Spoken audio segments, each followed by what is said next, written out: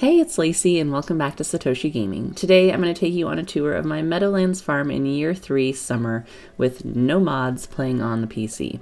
This is my cat's area right here, and if you come behind these you can see that I have Sebi's motorcycle hidden up by some Junimos here. Fortunately my path gets blocked frequently by my cat, yet I like the decoration so I'm not going to fix it. Over here is where I store my items for the Grange display and then items that I need on a regular basis, such as warp totems. A little further over, I have my horse, Peony, in her stable, which is very centrally located on this farm layout, which helps me get to where I need to go, along with my warp totem, which has an easy path to walk straight to my house for those nights I try to make it back, though I usually fail. Over here is where I'm growing my giant crops. I've been unsuccessful in getting a giant pumpkin, but I have got the powder melon, and the cauliflower, and then I have my rare statues and my owls that keep appearing on the farm. The number of tillable tiles on this map is 2066, with about 2141 being non-tillable but buildable. This is my main crop area. It's the area I first started planting, and it's the only area not managed by Junimos on my farm type. Below that, I have my wild trees with my mushroom logs so I can grow mushrooms, and my fish ponds to collect valuable roe. And if they keep coming down, I have some fruit trees planted here, along with a dehydrator and my fruit cave, which is what I selected for this farm. This area down here is primarily used by my barn animals, but I do have a little pond in use for crab pots to recycle trash and also to create bait for when I want to go fishing, which is few and far between because those of you who watch me regularly know fishing is not an enjoyment for me in this game. I do have a couple cows, I have a goat, I have a pig that's getting truffles, and a sheep, and they all just kind of hang out around this area with plenty of bluegrass to enjoy in their fully upgraded barn. If we head back up by my well, you'll see this is my central crafting area. It's got all of my main items along with my statues that give me daily bonuses, and so I make sure to come here and spend a lot of my time. I also made a shipping bin here for easy disposal and a crafting station. I also have some more fruit trees, and if we come in here, this is kind of my mining hut, and so I have my crystallariums and my furnaces, my geode crushers, and all things of that nature. So I've kind of themed the decor to match accordingly.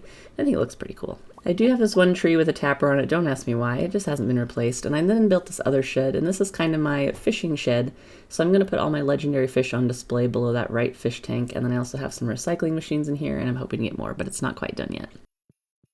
This area is yet to be determined on what I'm going to use it for, but I am growing mystic trees there, and then if we come up to this little island by Grandpa's Shrine where I have obtained the 4 candles on the start of Year 3. This is where my coop is with my dinosaurs, my rabbits, my void chickens, and my regular chickens.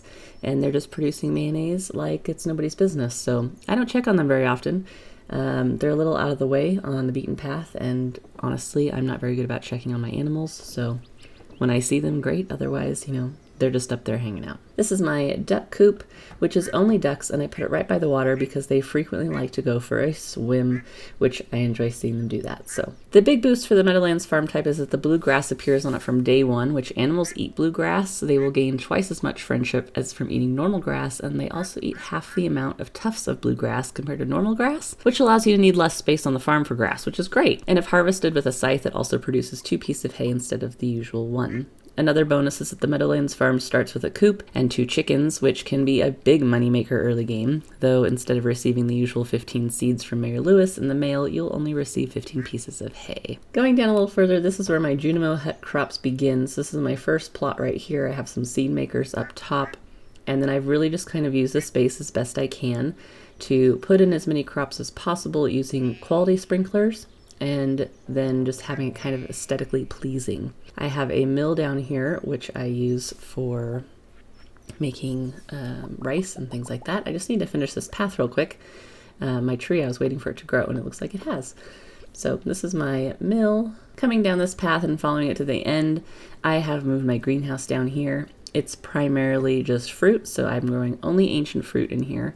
And then I have all my fruit trees. I need to get a mango tree in here. I haven't done that yet, but otherwise there's 1 tree of every fruit type. I have a little pond down here with some grass that I grow and chop occasionally just to put some in my silo for my animals to stock up for winter. Some more fruit trees, more crops, and then more crops over here as well. Fun fact though, random facts about the Meadowlands Farm. When fishing in the river or ponds here, 40% of the time you can catch forest pond fish, such as those found in Cindersap Forest Pond. Though 60% of the time you'll still be eating trash, so don't forget to recycle. In addition to tutorials and videos such as these, you can also catch me on the channel live streaming regularly. I have been sick with a bronchial infection for about a week and a half now, and I'm just starting to feel better, so you can expect those live streams to resume shortly, and I hope you'll subscribe so you don't miss my latest content. Thank you for watching. I hope you enjoyed this video, and if you did, please like, share, and subscribe. Also hit that bell to turn notifications on so you don't miss any of my latest videos. Hope to see you again next time. Bye.